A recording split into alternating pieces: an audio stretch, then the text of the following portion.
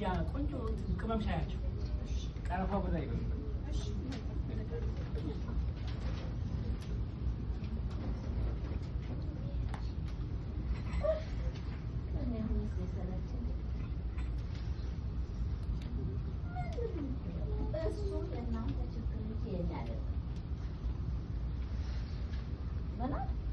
የተዋዋለውን ዕቃ በሰዓቱ ላይም ታችን ብላችሁ ታቀርቡ ነው።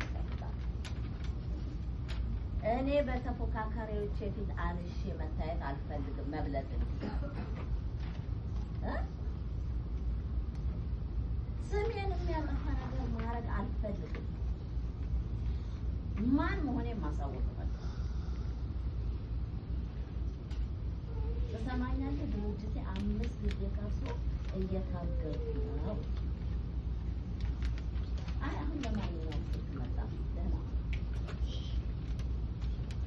ሄሎ፣ ጤና ይስጥልኝ። እግዚአብሔር ይመስገን። ምን ልታዘዝ?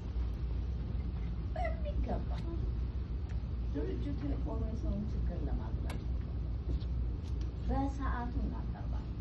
እኔ ቤት አይቻልም የለም የሚባል ነገር አይሰራም። አመሰግናለሁ። እንደምን ነሽ?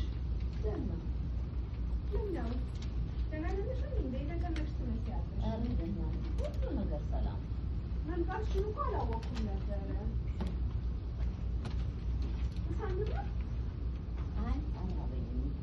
እሺ ቢጠጣም አልጠማኝም። ከምግቡም ከመጠጡም በፊት መፈጸም የሚገባኝ ነገር አለ። መጠማትስ ሰምተሻል? የምን ጥማት? የሰላም ጥማት፣ የእረፍት ጥማት። ሳሸንፍ ያሰብኩት ማማ ላይ ስደርስ አርፋለሁ። ጥማት ያ የማይጨበጥ የማይደረስበት ጥማት፣ ተጠጥቶ የማይረካ ጥማት። የምን ሟርት ነው? ምስራቅ ቢሮ አታገኝ እውነት ነው። ስኬት ያለ ጌታ ድካም ነው። ጀመረች ደግሞ ይህን ስተትሽ ልታበች ወይኔ እናት፣ እኔ ብዙ የምሰራው ስራ ነው። ስኬት አይደለም እውነት ነው። በቃ እሷ ምን አለባት? ነገርሽ አይ ወዲህ ቀንሽ እንዴት እየሄደ ነው? አይ ወይ ደግሞ ያኔ ቀን ጥሩ ስጠብቅ የኔ እየሮጠ ልደርስበታል። በውድድር ዓለም ውስጥ ተዘፍቄ ወጣም ብዬ ሳይ እራስህ ወርጃለሁ።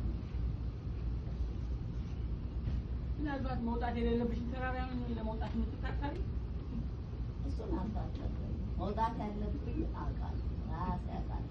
ጫፉ ይታየኛል። ለፍቻለሁ፣ እደርስ። ግን እኮ ይሄ ግፋትሽ ፋታ አልሰጠሽም።